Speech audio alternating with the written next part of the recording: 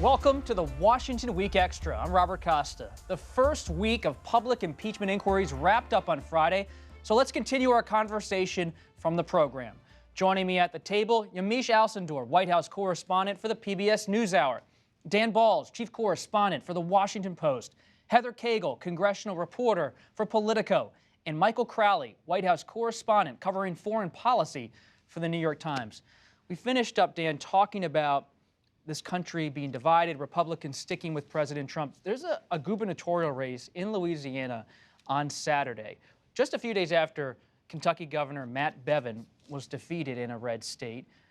Could the Louisiana race, if John Bel Edwards, the incumbent Democrat, wins, could that rattle Republican ranks, or is it just another data point that's not going to be deeply considered by the GOP? Louisiana is probably a little less important than Kentucky was, because in Kentucky you had an incumbent governor, Republican, voted out of office, whereas here it would be a Democrat governor who's retained if that is the case. Republicans would certainly celebrate if they were able to knock him off, and they would make a big thing out of it. The reality is Louisiana is a very red state in terms of presidential politics, so in terms of the long run, I think it has less impact than Kentucky. Heather, Democrats did so well in the suburbs in 2018. When they look at the suburban vote in 2020, do they feel like impeachment helps them to expand that coalition or not? There's definitely a concern that not is the answer. There was a private meeting on Thursday after Pelosi's public bribery comments where at least half a dozen moderate freshman Democrats, ones that had flipped Republican districts in the last cycle, stood up and went to the mics and said, we need to pass President Trump's trade deal. We need to do it by the end of the year. We need something to take home that is not impeachment.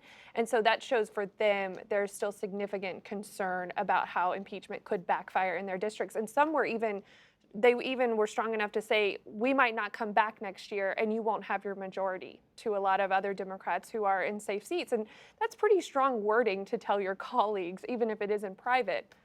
That's a great point about the USMCA. Democrats, some of them calling for it. The White House knows that, Yamiche. The White House also looks at the stock market, a record high in the stock market this week. So do they feel good about what their agenda is, even though it's stalled? Do they feel good about their outlook for 2020, running a grievance campaign, running on some of these points about the USMCA and the economy?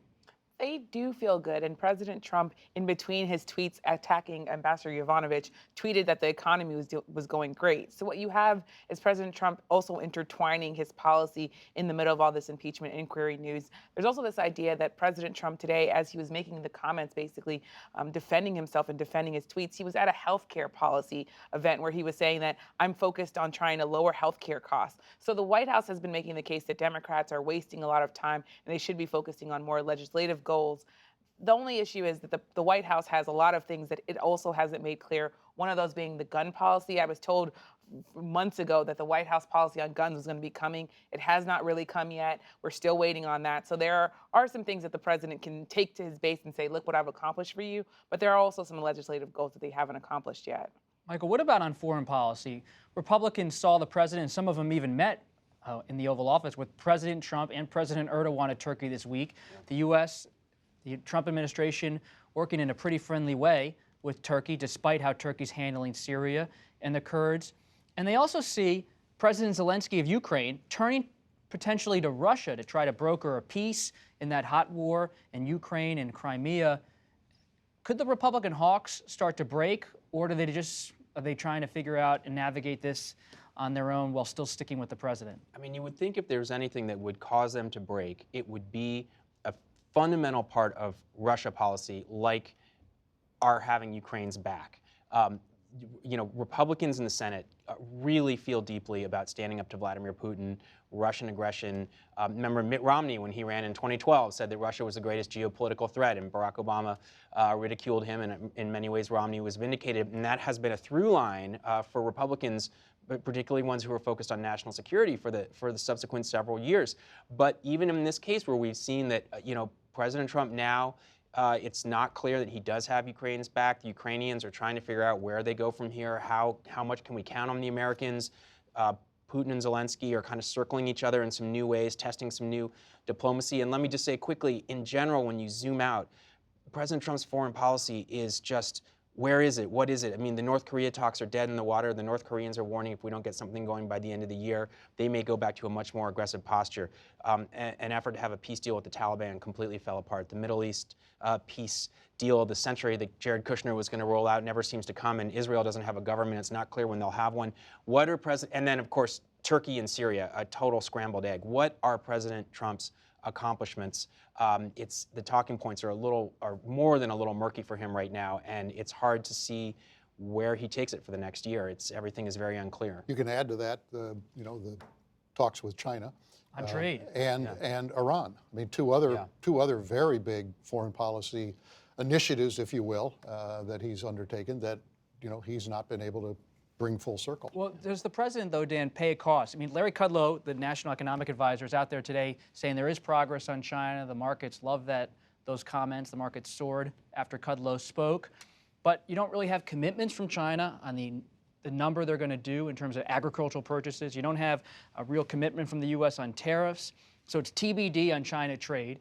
And as we've been discussing, USMCA hangs in the balance. Does he pay a cost on trade in the Midwest in 2020 if this stuff doesn't happen? Potentially, yes. But the farmers in the rural areas of Iowa and Wisconsin and Minnesota and some of the other places still are more pro-Trump than anti-Trump despite all of this. And they've poured billions of dollars into these farms. So they're doing everything they can to alleviate the pain. But if, as we've said, if this goes on another year, he's likely to pay some price. And in a number of those states, a little bit can go a long way in defeating him. So he doesn't have a big cushion. In Iowa, he does, but in Wisconsin, for example, he doesn't. I think that for Trump and for the election, so much of it is kind of the totality of his presidency rather than specific policies. People will grasp onto different things. But as we've seen in a number of the special elections and as we saw in the midterm, there is energy on the left or on the Democratic side to end his presidency. And there is energy on his side to preserve it. And it all revolves around him. Let's stick with that point because what's happening with Chairman Schiff and Speaker Pelosi, that's one world of the Democratic Party. But a new candidate entered the 2020 Democratic presidential campaign this week, Deval Patrick. The former governor of Massachusetts, he launched his bid. Patrick has tried to position himself as a candidate who can win over both moderate and progressive voters. We see Michael Bloomberg coming in, the former New York mayor, Deval Patrick, the former Massachusetts governor. What's happening in the Democratic Party? Is there uneasiness about Senator Warren and Senator Sanders? Is it as easy to explain as that? Is it Vice President Biden perhaps not surging ahead in the polls? I certainly think that Deval Patrick and Michael Bloomberg believe that. I mean, they see an opening or they probably wouldn't jump in. I talked to several Democrats on the Hill, though, this week to see what they thought. And a lot of Democrats in the House are very loyal to President Biden or Vice President Biden, even if they haven't endorsed him, specifically in the Congressional Black Caucus.